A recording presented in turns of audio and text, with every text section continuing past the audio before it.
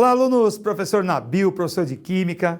Prazer estar aqui para corrigir a prova da Unifesp, né? Segunda fase. Legal? Então vamos lá. Vamos começar com a questão número 6. Né? A questão 6 diz assim: o potássio é um nutriente mineral essencial no metabolismo dos seres vivos e elemento químico básico na composição dos fertilizantes do tipo NPK, mistura de compostos à base de nitrogênio, fósforo e potássio. A silvita, KCl, um dos minérios de potássio, é importante fonte de matéria-prima para a produção de fertilizantes, porque possui a maior porcentagem de potássio em uma forma química de fácil extração. Convencionalmente, a porcentagem em massa de potássio em fertilizantes é expressa em K2O, equivalente, mesmo que o composto presente seja KCl, exigindo que sejam feitos cálculos que relacionem as massas de potássio no K2O e no KCl, tá? A tabela fornece teores equivalentes de potássio, cloreto de potássio e óxido de potássio na silvita. Legal? Então, daí a tabela, tá bom? E pergunta o seguinte: qual tipo de ligação química está presente na silvita? Escreva a distribuição eletrônica de camadas do elemento potássio na forma que apresenta na silvita. Tá? E demonstra que 100% de KCl corresponde aproximadamente às porcentagens em massa de potássio e K2O informadas na tabela. Então, o item A, não é? Você tem aí o potássio, é o metal do grupo 1, né? É o metal alcalino, enquanto o cloro é do grupo 17, né? Do grupo dos halogênios. Portanto, metal ligado com ametal, ligação iônica. Então, o metal perde o elétron, o ametal recebe o elétron, e aí você tem uma atração eletrostática, portanto, ligação iônica. O potássio, né? Ele tem um elétron na camada de valência, vai perder seu elétron na camada de valência, tá? Característica dos metais alcalinos, então adquire carga mais um. Ele é um cátion monovalente, portanto, a distribuição eletrônica desse cátion monovalente, tá? 1s2, 2s2, 2p6, 3s2, 3p6. Aí está a resposta do item A. Então, cobrou aí a distribuição do íon e a ligação iônica. No item B, ele quer que você calcule, ele pediu para calcular, né, as porcentagens, né? 100% de KCl corresponde às porcentagens de potássio e K2O informadas na tabela. Então, moçada, vejam, você tem aí a proporção de 1 mol de KCl para 1 mol de potássio, tá? 1 mol de KCl para 1 mol de potássio. Então, a massa molar do cloreto de potássio, 74,5 gramas para 39 gramas. Essa é a proporção entre os dois, né? Mol do elemento no mol da substância. Em 100%, você vai ter 52,3%, tá? Essa é a porcentagem em massa de potássio. Então, aproximadamente 52%. No óxido de potássio, 1 mol para 2 de potássio, né? Então, a proporção é de 1 mol da substância, eu tenho 2 mols de átomos, né, do elemento potássio. Massa molar, 94 gramas, 2 vezes 39, né? Você tem aí 2 vezes a massa molar do potássio, tá bom? Em 52,3%, então você vai ter 63%, tá? Então aí, o exercício cobrando a relação mol do elemento no mol da substância, não é? Então, tá aí a questão 6. Questão número 7. O irídio é um metal muito denso que possui diversas aplicações, como em contatos elétricos, em agulhas de injeção e em próteses odontológicas. Esse elemento apresenta 2 isótopos naturais, irídio 191 e irídio 193, cujas abundâncias na natureza são, respectivamente, 37,3% e 62,7%. O irídio também apresenta diversos radioisótopos artificiais, sendo um deles o irídio 192, emissor de partículas beta e radiação gama, que é empregado no tratamento de pacientes com câncer. A meia-vida desse radioisótopo é de 74 dias aproximadamente. A. Calcule o número de nêutrons do isótopo natural mais abundante do irídio. Assim como os demais metais, o irídio é bom condutor de eletricidade devido a uma característica da estrutura metálica. Qual é essa característica? Então, aqui ele dá o gráfico, o item A. Então, o mais abundante é o irídio 193. O número atômico do irídio é 77. A tabela foi fornecida, né? Colocamos aqui. A prova fornece a tabela periódica.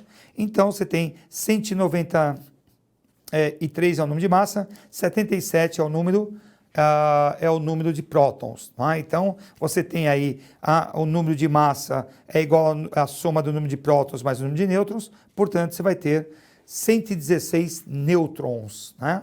Então é só fazer a diferença entre quem? O número de massa e o número de prótons. O número de nêutrons é a diferença entre o número de massa e o número de prótons, que é o número atômico, tá? Sim? Então, o irídio, assim como os demais metais, apresenta elétrons livres em sua estrutura, o que torna um bom condutor de eletricidade, né?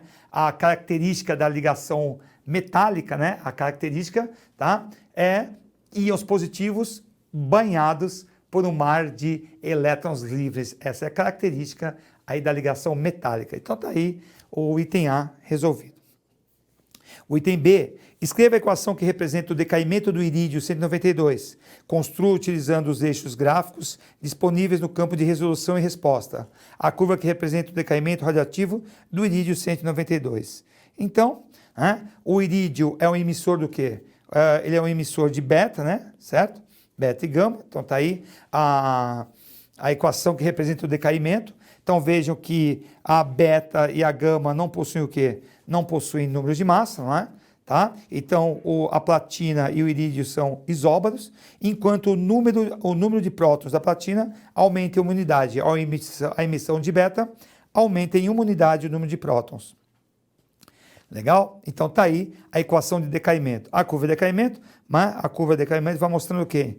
Que à medida que o irídio tem o tempo de meia-vida, né, que ele fala que o tempo de meia-vida do irídio, né, o tempo de meia-vida está, né, o tempo de meia-vida está aqui, ó, né, o tempo de meia-vida é de 74 o quê? Dias. Então, após 74 dias, a massa cai pela metade. Então, você tem aí a hipérbole equilátera, mostrando que à medida que o tempo vai passando, o teor de irídio vai diminuindo, tá? A cada 74 dias vai caindo pela metade. Então tá aí a curva de decaimento do irídio, né? Do irídio 192. Questão número 8. Analise as seguintes informações nutricionais contidas no rótulo de um refrigerante. O valor é em 350 ml de uma lata, você tem o valor energético, açúcares e massa de sódio. Represente a forma química em que o elemento sódio está presente no refrigerante. Calcule a concentração do sódio na bebida em mol por litro. Então vejam, no item A, né? O item A é só vocês o quê? O sódio está na forma de quem? De cátion sódio, né? DNA+, tá? Está na forma de um cátion, não na forma metálica. Tá? E você colocando, né, transformando o 27 miligramas, tá? Dividindo pela massa molar, certo? E jogando para quem? Para 1 litro, quer dizer, dividindo por 350, 10 a menos 3 litros. Então, pela relaçãozinha, podemos calcular massa sobre massa molar vezes o volume, tá? Então, você vai chegar a 0,034 mol por litro, não é? Certo? Ou você pode também calcular 27 dividido por quanto? 27 10 a menos 3 gramas, né, porque está em miligramas, dividido por 23, que é a massa molar, e depois jogando para quanto? Para 1 litro. Também você poderia fazer duas regrinhas de 3 ou usar direto a relaçãozinha. A resposta do item A, 0,0034 mol por litro. O item B, sabendo que o calor específico da água é 4,18 kJ por quilograma, graus Celsius, estime a massa de água que pode ser aquecida de 20 a 50 graus com a energia térmica correspondente ao valor energético de 350 ml desse refrigerante. Considerando que o único açúcar presente no refrigerante seja o açúcar comum, a sacarose, e que o valor energético desse refrigerante, seja devido apenas a esse carboidrato. Estime, a partir dos dados da tabela, qual é a entalpia de combustão completa desse açúcar em kJ por mol. Bom, moçada, então você usando aí, né, Q igual a MC delta tetra, 613 a quantidade de energia, né, você tem o calor específico e a variação, né, de 20 para quanto? Para 30, né, então a variação aí, o delta tetra. A massa vai dar 4,9 quilogramas, tá? Então a massa aí 4,9 quilogramas. Usando aí, né, o que macete, né? Então você tem aí o cálculo da massa. Então a resposta 4,9 quilogramas. Tranquilo, aplicação direta aí do que macete. A combustão, né, completa de do carboidrato vai formar CO2 mais água. O balanceamento 1 para 12 para 12 para 11, esses são os coeficientes estequiométricos, tá bom? A massa molar da sacarose 342 gramas por mol, certo? Portanto, nós temos 36 gramas, né? Para cada 600 e quanto? 13 quilojoules, tá? Para cada 36 gramas de açúcar, né, na tabela, olha lá, cada 36 gramas, 613 quilojoules para cada, né, para o valor mencionado de 350 ml. Legal? Então, por mol, né, o valor de combustão por mol, tá? Então, 342 gramas vai dar aí um ΔH de combustão de menos 5.823,5 kJ por mol. Então, tá aí, né? Aí está o cálculo do ΔH de combustão. Então, a questão cobra aí uma questão de termoquímica relacionado com estequiometria, né? Então, exercício clássico. Questão número 9. Um dos métodos para análise quantitativa de íons cálcio em uma solução aquosa envolve as seguintes etapas: precipitação de íons cálcio por reação com íons oxalato em excesso, de acordo com a equação. Tá? Então, dá íons cálcios mais íons oxalato, formando oxalato de cálcio sólido, né, insolúvel. Filtração do precipitado formando seguida de lavagem. 3. Reação do precipitado formado com ácido sulfúrico produzindo ácido oxálico. Então, você tem uma reação aí onde o composto X mais o ácido oxálico. Percebemos aí uma reação aí de dupla troca, né? Tá? 4. Titulação do ácido oxálico com permanganato de potássio em meio ácido, de acordo com a equação parcialmente balanceada. Então, ele dá aí a equação, né? Uma equação de óxido-redução. Escreva a expressão do KPS, da constante de produto de solubilidade, para o oxalato de cálcio. Escreva o nome do produto da etapa 3, identificado como composto X. Tá? Então, o item A, né? Você tem aí a constante, lembrando que não entra quem? Não entra o sólido, não é? Então, o KPS vai estar diretamente proporcional à concentração dos íons cálcio elevado à primeira, né? Vezes a concentração de oxalato também elevada à primeira. Então, o KPS está expresso aí, lembrando que não entra quem? O sólido na expressão. Na etapa 3, como eu falei para vocês, é uma reação do quê? De dupla troca, né? Uma reação de dupla troca, ó. O cálcio é 2+, o oxalato é 2-, H+, sulfato é -2. Então, vai dar sulfato de cálcio. Então, uma reação de dupla troca. Então, o item A, uma reação de dupla troca. Beleza? O item B, que ele pediu aí, reescreva a equação da etapa 4, completando o balanceamento, sabendo que o volume molar do gás nas condições aí de ambiente, temperatura e pressão é de 25 litros por mol, calcule o volume de CO2 medido nessas condições, que é obtido pela reação completa de 0,01 mol de permanganato de potássio. Bom, moçada, é uma reação aí de óxido-redução, tá? É uma reação de oxidação, onde o manganês vai de -7 para quanto? Para +2, né? De +7 está indo para quanto? Para +2, tá? Então está dando uma variação de 5 elétrons, tá? O carbono está indo de +3 para quanto? Para +4, variação de 1 elétron, né? Tá? Escolhemos permanganato para colocar aqui na moldura, o ácido oxálico para colocar na moldura, né? Sempre escolhendo o lado, né, de maior atomicidade, né? Desde que esse NOx, né, não seja repetido. Então, escolhemos sempre o elemento que tem o NOx, né, onde ele aparece, esse elemento em maior atomicidade, desde que esse NOx não seja repetido, tá? Então, aqui a variação de 5 vezes 1 manganês escolhido, tá? Aqui a variação de 1 com 2 átomos de carbono escolhido, né? Atomicidade 2. Então, vocês têm coeficiente 2 para o permanganato, coeficiente 5 para o ácido oxálico, tá?